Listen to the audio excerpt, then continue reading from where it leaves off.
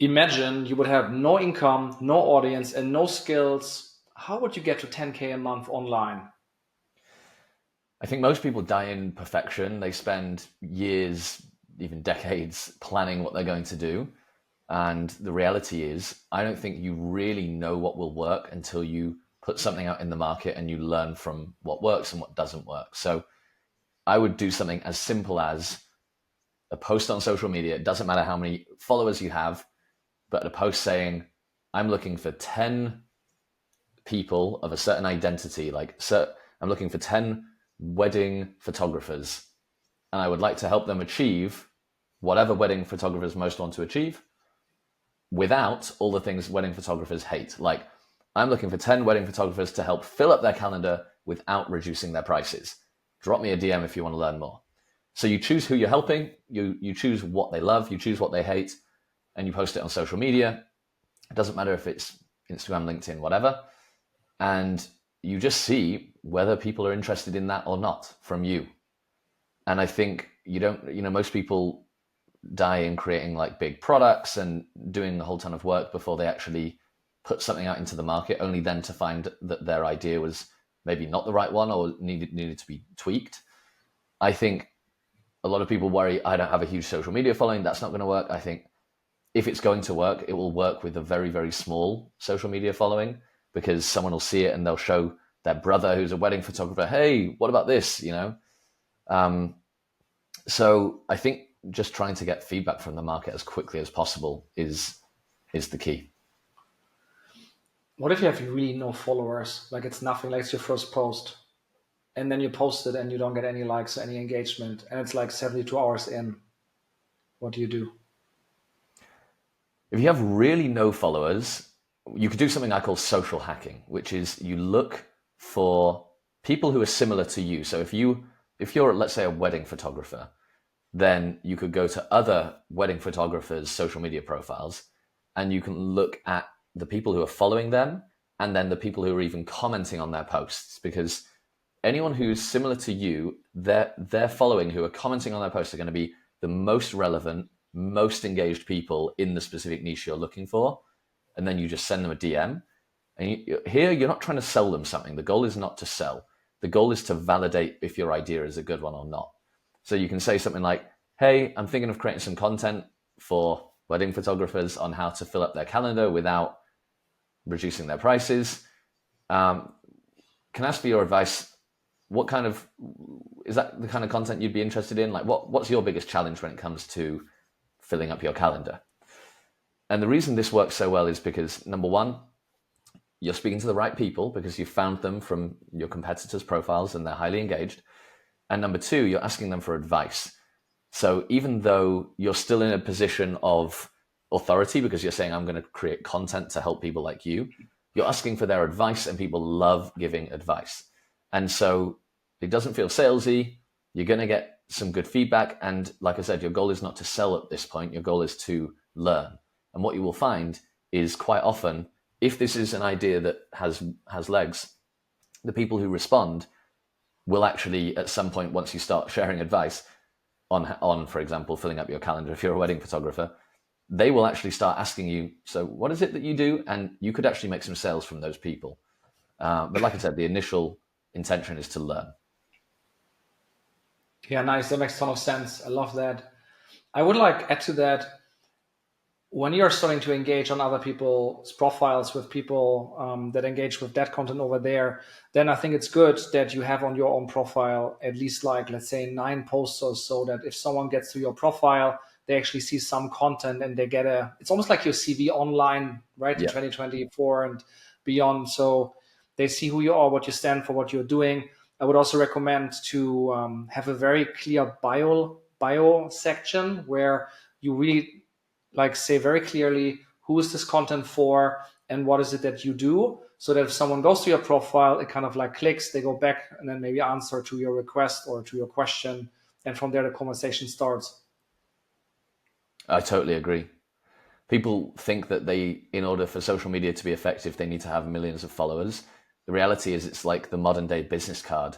So even if no one has ever seen any of your posts, but you have that 9 box and you have the bio, and it says who you help.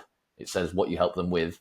Ideally, you even put some credibility in there, why someone should listen to you, like maybe some results you've got for yourself or for clients in the past.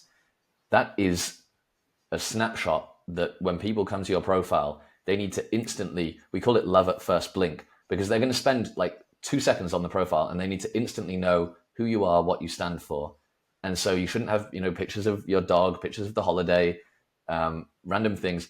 You want people to very quickly understand who you are, how you can help them, why they should listen to you. And then they'll respond, like you said, Matt, to the DM. And so you don't need any followers for social media to actually be effective for you. I agree with that.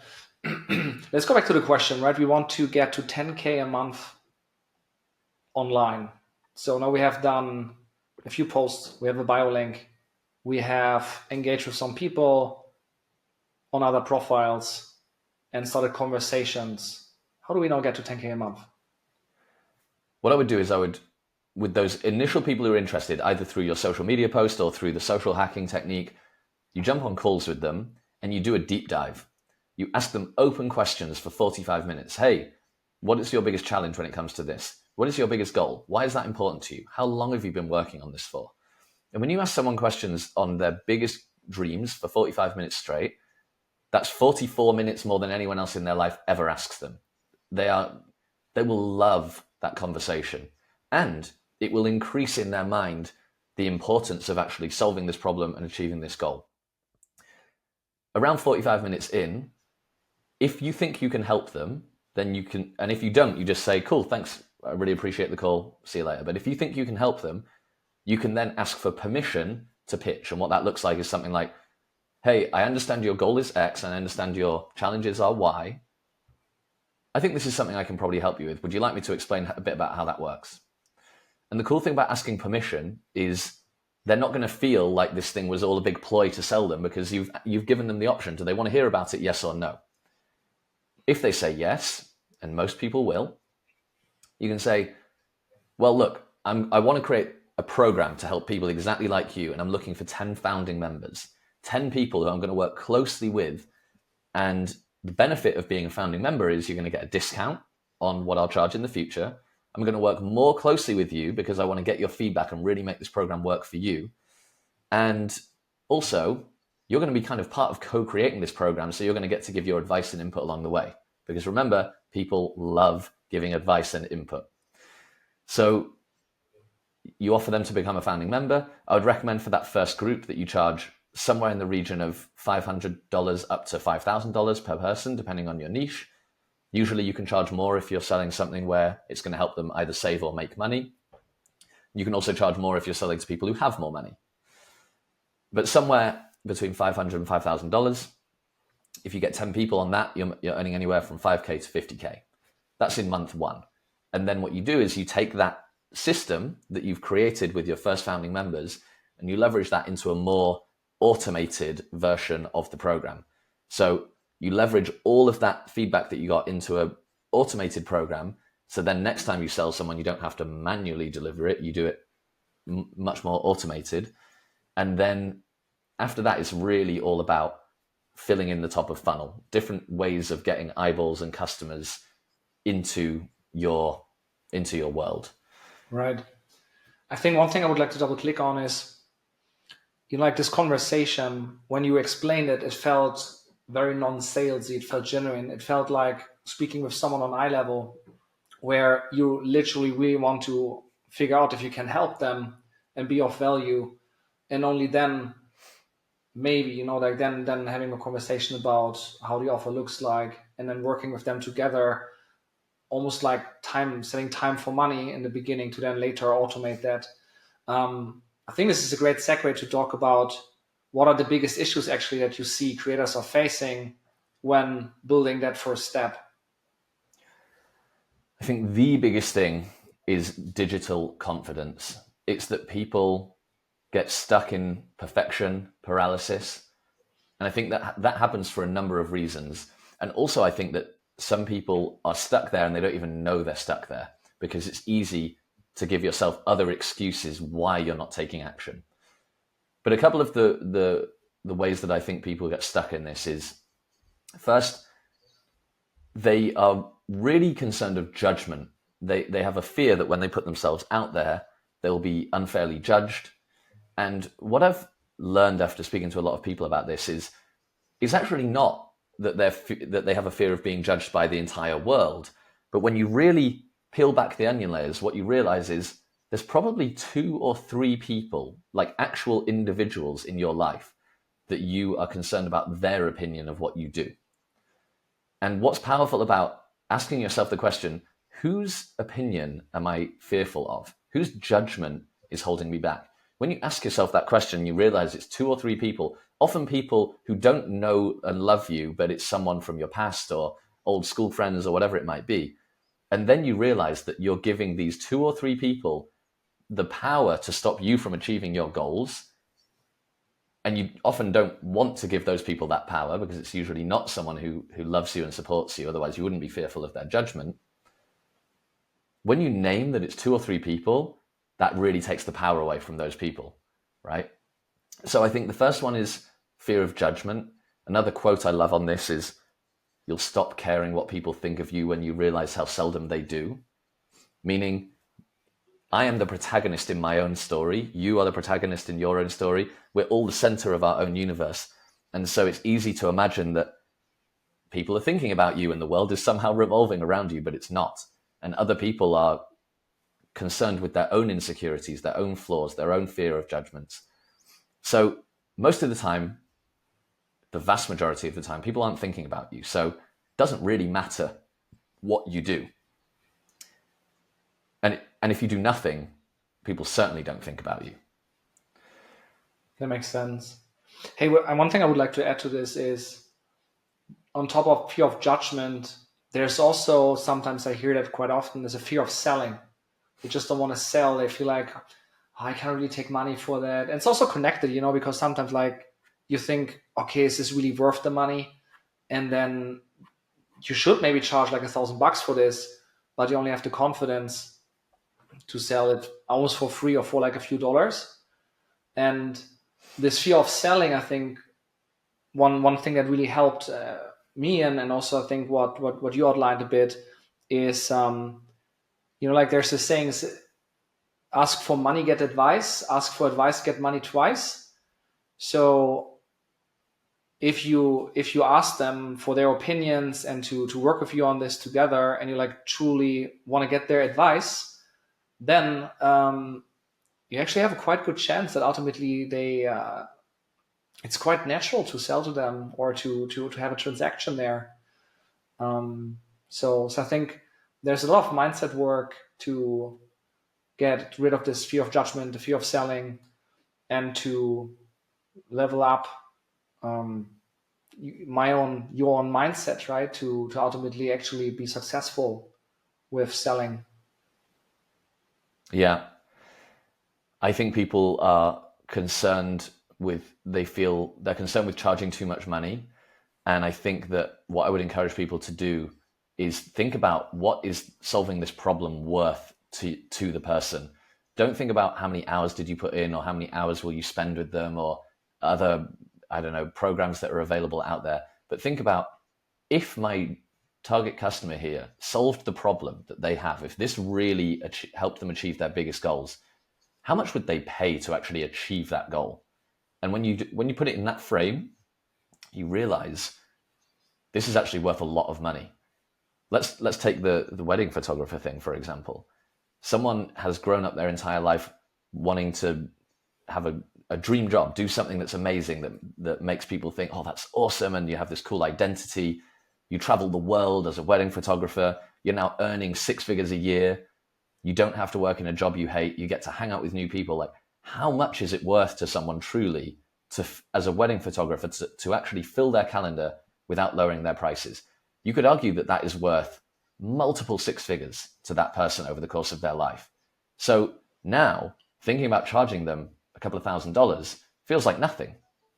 But if you think about, well, how many hours did I put into this program, or how many hours am I going to spend with them, or what other programs are out there, you might find yourself thinking, oh, I'll sell this for $50, right? Because there's 5 videos, $10 per video, it's $50. So it's all about the frame that you put it in that gives you actually the mindset that, of what you really should be charging for your program. Right. I think one thing connected to what you just outlined is like the opportunity behind that, because what you just outlined was a business opportunity. You can become a travel photographer, have a business essentially about that, and make six figures and become financially independent. That, of course, is a great ROI, even if you paid 50K for that. It's great ROI, right? If you sell, let's say, a course how to edit videos, then if that's really done in a good way, I mean, you can also take money off that if you have trust. But business opportunity, right? It's like so easy, because like the easiest way to make money is to sell money. And I think that's an interesting take on like what's the actual offer that you put to market.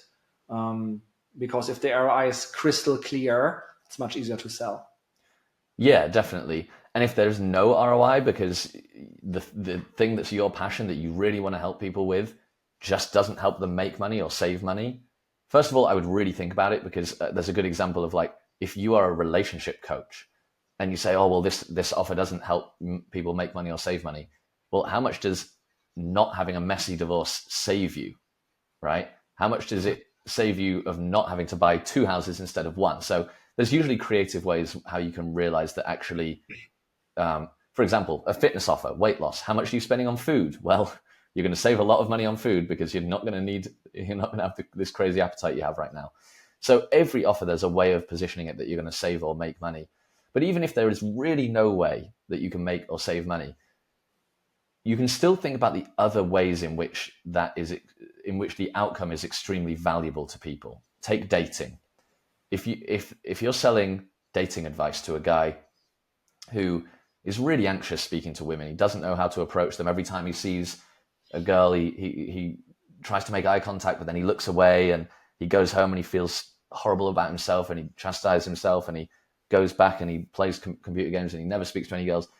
What would it be worth to that guy to have the confidence to know that he could approach any woman and have a conversation, not a sleazy kind of slimy thing, but just have a conversation with a woman and eventually find a partner who's going to value him and who he's going to love and appreciate? How much would it be worth to him to walk in the room at that next family get together and have this amazing girl with him that everyone's like, wow, she's awesome, we love her? So that's not an ROI based thing, but how much is that worth to that person when they build that confidence? Probably they're going to go out in their professional life and earn a ton more money as well, because they're so much more happy and confident. So the outcome is often worth a lot more than people actually realize. And the best way of actually figuring that out is what I said right at the beginning, which is speak to people who have this problem, speak to people who have this desired result, and ask the question, if you solved this problem, what would that mean to your life? What would be different? How much would it be worth to you? And what you realize is it's quite often an awful lot. Right. Let's assume the following. John or Jane, they now want to launch, best intentions. They listen to all of what we just talked about. They have like the offer figured out, super hyped. And now they launched and zero success. Like they're not closing, they're not making anything. They're like trying it now for weeks. It's just not working. What should they do now to like get results? I would say fall in love with your customers, not your product. That's another great quote from the product world. So you probably had some kind of idea when you started this whole thing, and it's probably not worked out as you expected. But I promise you that the people out there that you've either been speaking to or that are in your market, you can help them, just not in exactly the way that you imagined you might. I'll give you a good example. One of the creators in our community, her name is Menina, and she's a dancer. She had a really successful career. She was dancing with Britney Spears and a whole bunch of other people. And she had a dance studio. When COVID hit, the dance studio closed down, right? She couldn't afford to keep it going. She couldn't get people in person. Her income stopped overnight. And she thought, okay, I have to do something about this. She came across what we were up to here at Passion, and she wanted to launch an app. So she got involved there. And the first kind of niche that she chose was about helping new mums with dancing and fitness. And it worked kind of okay-ish. She made $1,000 or $2,000, but it didn't replace her income. It didn't grow her income. And that was the product she had in mind. That's the product that she initially fell in love with. But once she really focused on the customers and fell in love with the customers and the problems and the desires they have, what she realized is quite often she was speaking with aspiring professional dancers or the parents of aspiring professional dancers, and they wanted advice and input on how they could actually pursue their career and further their career. And they had all these concerns about, I don't have the network, I don't have the skills, I don't believe it's possible for me. And when she realized that there are customers out there that have a much higher burning need than the ones she had been speaking to, she pivoted the product, fell in love with her customers, doubled down on the problem they were facing, and she was able to charge a lot more money and make a lot more sales. And she's now doing around 6 figures a month with a very small team, very, very profitable, all from not focusing too much on the product, but really falling in love with the customers. That makes sense. Hey, let's double click on the products, the offers, and the offer stack, because one thing that I noticed by interviewing more than 100 creators that make more than $1 million a year is that they have an offer stack. That means they have on average about 7 products or offers, some even like 15, that range from $3 to $7 all the way up to 10K, 30K, 80K, 100K. So question is how to build out an effective offer stack from scratch. Do you start on the high ticket, then go down? Do you start on the low ticket and then go up? Mm-hmm. I think for most people, I would recommend starting with something fairly high ticket because most people don't have a huge audience. And so I would recommend, if you don't have a huge audience, I'd recommend most people start with something, like I said, between $500 and $5,000. And then from there, you can, and focus on doing that one thing. You can't, I totally agree, you should build up an offer stack, but over time, not from day one. Sometimes I speak to people who say, I've got 7 different offers. I've got, this price point and that price point and this and this. And they have this really complicated business. And then I ask them how much money they're making. And they're like, oh, I have 2 customers, right? So that is way too much focus on planning and building and way not enough focus on acquiring customers. So I would start with one price point, build it up to probably at least 10K a month, maybe a little more. And then you can build out from there, and you can build out low and higher ticket. Like you said, Matt, the people who are doing the best, who are making at least $1 million, they usually have something in the super high ticket range, 50K or more, which most people would say, that sounds crazy. But in any niche, there are customers who are going to want to pay you 50K or more to get more access to, I'll give you an example. A friend of mine, his wife is a Pilates teacher. And she met a client who is a high net worth individual, has a private jet, has a house on Lake Como in Italy and a house in London, etc. To tell you just how wealthy these people are, they were flying to Lake Como. They got almost there and they realized they'd forgotten their pillow that helps with their neck support, and they flew back to London to get the pillow. This is something that's probably costing 50K to do there and back for a pillow, right? This person wants a really good Pilates teacher who's willing to fly on their private jet to Lake Como with them and put them on retainer that they can do this on the drop of a hat. And guess what? They pay more than 50K for the privilege. So it doesn't matter what niche you're in. There's going to be a small percentage of people who are willing and actually want to pay more money to get more access or more from you. So I would have that super high ticket thing. And then I would also have that low ticket entry point, because most people, when they haven't heard of you before, you want to give them a way of learning a bit more or getting a bit more value from you before they trust you enough to then hand over more money and work with you closer. So start sort of mid to high ticket, then go down and go up once you're earning at least 5 figures. If the only exception I would say is if you have a big audience, if you're watching this and you have at least 1 million followers, I would say one you thing can actually start lower ticket because you have the volume. Right. I think one thing to add here is, just like simply speaking, revenue is price times quantity. And if you know that you don't have an audience and you won't bring people in order to make revenue, you need a high price. If you think you can get a lot of people in you have an audience, you don't want to work like with people one-on-one, but you have like a really big audience, yeah, you will be bringing the quantity, you can go on with a low price to make revenue, and then later build other offers. And maybe to that, quite often what I see happening is you build out one offer that like makes sense, people go through it, and then what actually happens is that you serve their pain point, you solve it, you serve them on their need. And what happens then is that another need erupts at the end of the product, and that then ascends them and allows you to create a second product at a higher price point, a lower price point, wherever you are, in order to then create another offer and increase the lifetime value of your customers. And also, like, I think this is important, not everything always has to be recurring. If you have over the years build out an offer stack of 10 offers, and people go from one program to the next program to the next program to the next program, you maybe not have recurring revenue, but you have reoccurring revenue, which is equally valuable, because you know that the customer on average stays with you over 7 years, and you make on average with a customer $60,000 or something, right? So you essentially then build out your offer stack further over the years based on the problems that come out of serving your customers. Yeah. One of the things I hear most common from creators at the beginning of their journey is, I want to make this accessible. I want to make this accessible.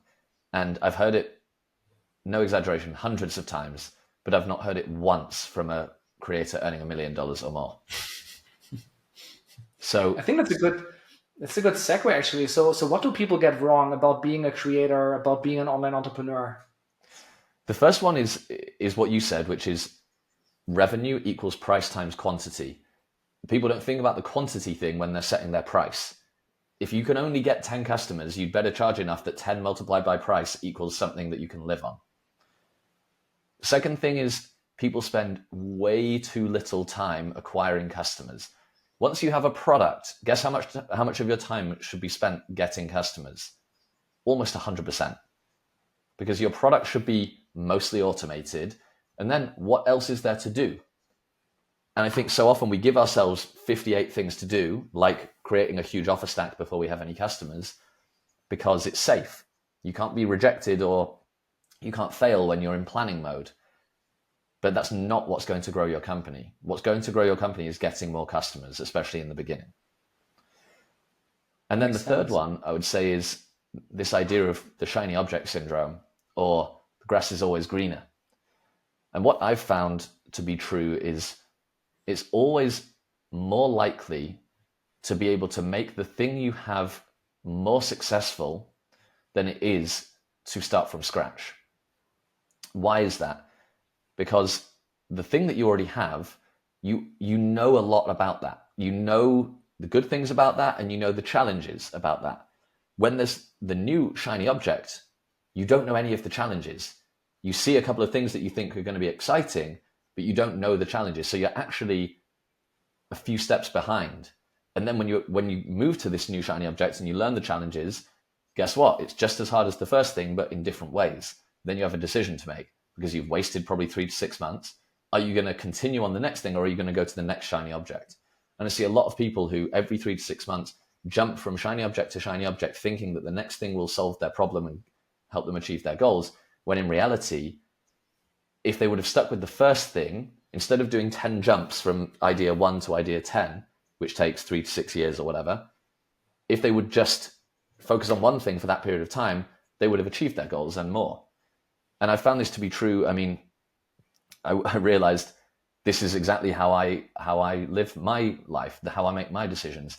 I've been with my wife, Jess, since we were in school. So I basically took my first relationship and said, I've got more chance of making this really good than I have of finding the next shiny object. And I think it is really good. Same thing with passion. It was actually my second company, but my first one failed pretty quickly. So there was not a lot of options or choices I had with the first one. But then with passion, I've stuck with this for almost 8 years now. And at various points, it would have been easier to give up. But what do? You move on to the next thing and you start from square one. So, yeah, I think people move on to shiny objects too quickly. I got a good one on this one. The grass is not greener on the other side. The grass is greener where you water it. Perfect. I'm going to steal that. And I think, having said that, you have seasons in life, but also every year, right, where it's harder to water something and to grow something. Point is, you have highs and you have lows, no matter what. If you're on a crazy high right now and you're crushing it, you make like, I don't know, whatever you like, your dreams are, you're crushing all of that. And you're like, shit, sky's the limit. Like, this will be amazing. When we take it like to a whole nother level, things might change. The algorithm might change. Stripe might all of a sudden do something with you. I don't know what happens. Anything can happen. And you will go down. You will go into a low, right? And then there, at some point, you think you have hit rock bottom, but actually you go deeper down. Like then you like hit rock bottom, and now actually it goes even deeper, right? And but then you go up again, because at some point when you hit rock bottom, it goes up again. So it comes in waves. It's highs and lows, and it's part of the whole game. So instead of like having this big dream about like, oh, in 10 years, in 5 years, next year, everything will be perfect, that's not how life works. It's the journey of highs and lows, and that's why it's so exciting. And also the mindset and the skill that this is part of it. And what makes it so exciting is, I think, important in order to keep going and to keep watering until you have the flowers, and then maybe the flowers are gone, and then you have trees and so on, right? So to keep watering. Yeah, this idea that which I'm going to steal from Alex Hormozy, which is it's not a feature. Sorry, it's not a bug. It's a feature.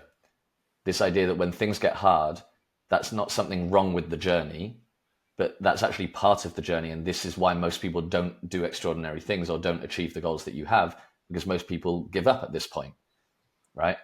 And I have learned to really appreciate hard things. Even sometimes, most of the time in the moment, I'm even able to think, this is right now building a muscle that I can use in the future. This is right now a situation where most people would give up and go downstairs and watch Netflix, and this is a time when I'm not going to do that. And this is it's a bit like when you're in the gym. They say like start counting when it starts hurting. That's because you don't actually make progress until it starts hurting. So the first like 8-9 reps, you're not, it's doing nothing. When it starts hurting, that's the growth zone, right? And so it's the same thing in business. It's like when things get really tough, that's when you actually start to grow. I think something that's connected to that as well is a lot of people think that they have a knowledge gap. They think that if they just learn this next thing, then they'll have the knowledge they need. But in my experience, it's most of the time an execution gap.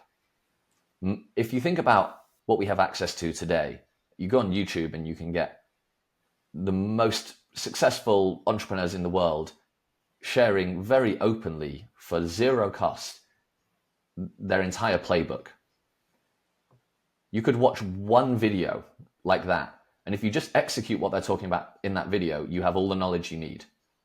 It's not like there's some hidden secret that they didn't mention this one thing, that's behind the paywall. The information's all out there. And so it's an execution gap. And I think the reason that people get stuck in this idea of always looking for more knowledge is that it's safe. Again, you can't fail when you're learning. And it gives us the feeling of making progress when we're watching something and we're learning it. We feel amazing, but actually you haven't learned anything until you implement something. You haven't actually changed your behavior, therefore you haven't learned anything. And even though it feels like you're making progress, you're actually not. So although I think learning is really important in the journey, I think people over-index on learning. They spend way too much time learning and not enough time on executing. To the second point you said with the execution gap, what I see is 90 out of 100 creators that I interview, when I ask them like, what's holding you back, they say it's time. Not have enough time, right? And they consume all this content everywhere, and they're binging all of that. When I also ask them what's the best bet to resolve it, they usually say, yeah, it's like getting a coach, getting a training, and so on. So I think like a coach is interesting because it helps them to be accountable. It helps them to go into action mode and to be more focused and so on and so forth. So if you struggle with like getting into execution, I think finding the right coach can make a big difference. And the reason why not making $1 million today is because if you would have that mindset that you can do it, you would do it. And so it's ultimately your mindset that levels your ceiling of how much you can make. And also there, a coach can actually help you to crack that and break that glass ceiling and set you up for the next level. Agree. A coach often helps us identify the things that are holding us back. It's rarely knowledge. It's usually a limiting belief. It's usually some kind of mindset. It's usually not taking action, not having accountability, etc. So having a great coach isn't that they're going to sit there and tell you this crazy hack that no one ever knew before, but they are going to unlock in your psychology what's required to take it to the next level. Tony Robbins says that the growth of any business is limited by the psychology of the founders or the leaders of the business. And I found that to be 100% true. And what's interesting is it's easy to see it in other people. It's easy to see that other people are in fact limited by their own limiting beliefs and psychology, but it's quite hard to identify it in ourselves. None of us are sitting here thinking, oh, I'm limiting. It's not common for people to think I'm limited by my own beliefs and by my own psychology. We always have these external things, we don't have enough time, or we don't have enough resources, or we don't have the knowledge. Like, it's always something else. But it's easy to see in other people that that's the case. So what's more likely, that it's just everyone else and it's not us? Or in fact, it's harder to identify what it is in ourselves.